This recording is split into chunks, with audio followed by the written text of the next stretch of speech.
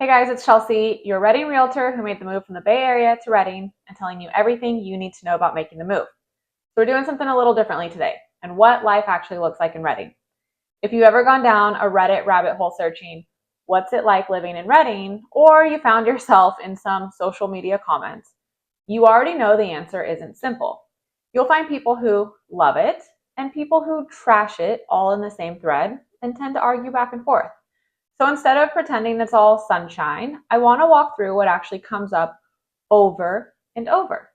The heat, the homelessness, the crime, the nothing to do comments, and give you the real context behind the homelessness and conversation specifically here, since that one gets thrown around a lot without perspective. And then I want to tell you, honestly, what life actually looks like for us, my family, living here every day since we made the move back 6 years ago. So let's get into it. The heat. This one's true, and I'm not going to pretend otherwise. Summers here run hot, really hot, well over 100 degrees for stretches of time, sometimes pushing 110 up to 115. It's a dry heat, but it's still real, and if you're not used to it, it does take some adjusting to. Then we've got homeless and the drug activity downtown. This comes up in almost every online thread about Redding, and it's not made up. Downtown pockets of downtown does have a visible homeless population, but this deserves more than a one-line dismissal, so I'm going to give more information on this section later in the video. But there's important context that almost never makes it into these online arguments that we'll get into. And then the crime talk. People throw this around a lot online. But when locals actually break it down, the honest answer is usually that it's less about violent crime and more about the visible effects of homelessness and addiction issues that I've already mentioned. It's a very different thing than the word crime implies to someone scrolling from out of town. Nightlife and food. To be fair, this, if you're coming from a big city, is not going to compete on nightlife or restaurant variety. It's a smaller city, and it feels like one. Now, circling back to the homelessness issue. Here's the context that gets left out of almost every online thread trashing Redding over this. Homelessness isn't a Redding issue. It's a statewide crisis. And honestly, it's not even clear Redding has it worse than the places a lot of people are moving from. Shasta County's most recent count showed about 2,400 people experiencing homelessness in a county of roughly 181,000 people, with San Francisco having nearly 8,000 people experiencing homelessness, and homelessness has continued to climb across almost every California county, not just here.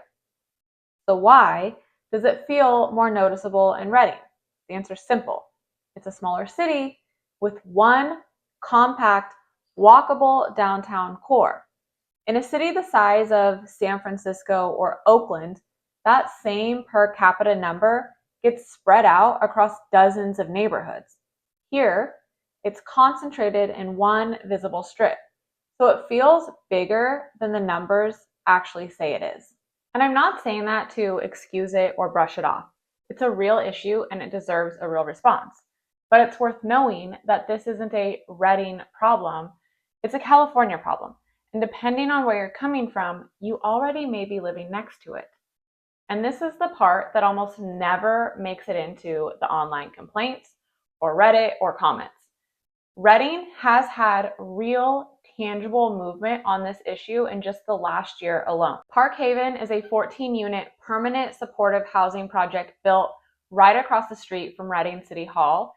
It was developed by nonprofit Faith Works Community Coalition, and these are factory-built modular apartments, and unlike a shelter, this is permanent housing with on-site case management aimed at getting people off the street for good, not just overnight.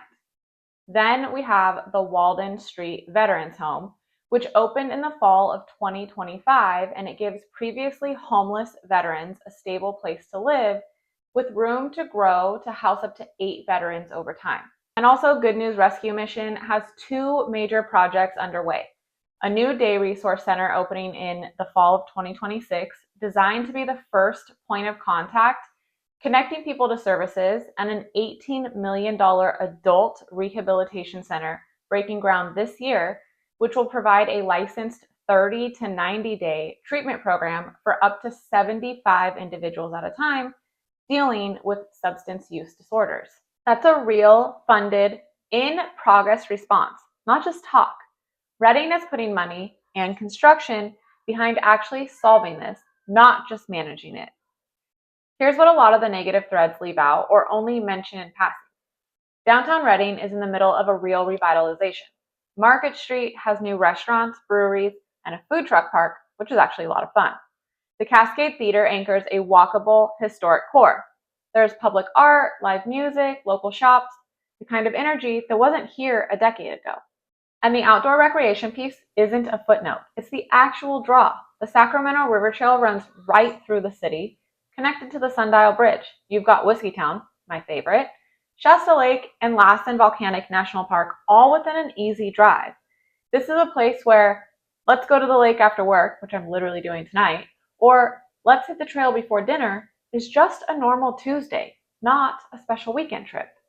So yes, the complaints are real, but so is everything that's actually pulling people here. For our family, we moved here 6 years ago. Life in Redding isn't defined by any of those internet arguments. It's defined by pace and peace. We're not rushing from one thing to the next every single day. We're not sitting in stop and go bumper to bumper traffic just to get across town. Dinner doesn't get derailed by my 1.5 hour commute, and weekends actually feel like weekends instead of a scramble to catch up on everything the week didn't allow. And bonus, my mortgage is half of what my rent was. That's the trade nobody puts in a Reddit thread because it's not dramatic enough to argue about. But it's the actual lived-in difference between a lot of the places people are moving from and what life here looks like.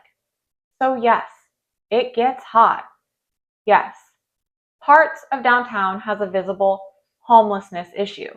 But again, that's a California-wide reality, not something unique to Redding. And the city is actually putting real money and construction behind fixing it right now.